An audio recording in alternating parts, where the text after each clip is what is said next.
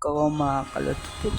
Tamang bili mo na ako ng cheese stick yan mga kalods. Pati andito na pala ako sa sa ano to, sito Kalumpang mga kalods. Dito lang yan sa malapit sa lola ko mga kalods. Ayaw pala nagtitinda mga kalods. Ang dami pala tinda dito mga kalods sa magandang bilhin mga kalods. Dito lang sa Kalumpang mga kalods, sa Fernando Avenue mga kalods. Ayan pala yung mga mga kalods.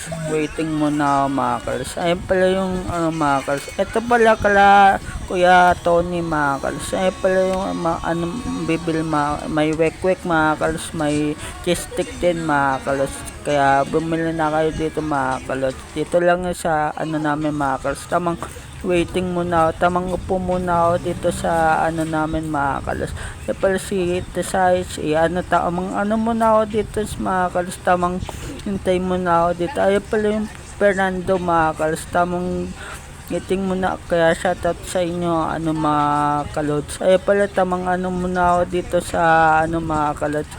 Ayan pala shoutout sa ube. Ayan pala tamang muna ako dito. Tamang upo muna ako dito. Tamang waiting muna ako sa sa in-order ko mga kalos.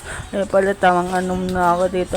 Ayan pala bumibili mga kalos sa kaya shoutout sa iyo kuya mga kalos. Kuya Eric mga kalos. Ayan pala tamang hintay muna ako sa order ko mga kalos. Kaya shoutout na lang po sa inyo mga kalods. Ayaw pala tumingit ko.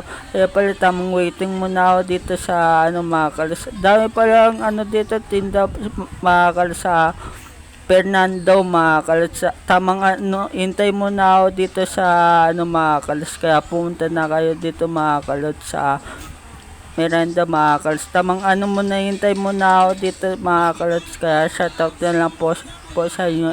Muna kayo mga kalos. Ay pala dito lang sa tabi ni Kuya Tony mga kalos. Tamang ang dami pala bila ng merenda dito sa mga kalos. Tamang muna ako dito sa mga kalos. Nakauwi na pala ako dito. Andito na pala ako sa sa bahay nila nanay mga kalos. Tamang muna ako dito sa dami palang dito bus naka-parking din mga kalods. Kaya shoutout po sa inyo mga kuya. Ayan pala tamang muna ako dito mga kalods sa tamang hintay muna. Magandang hapon pala sa inyo mga taga Fernando Avenue mga kalods.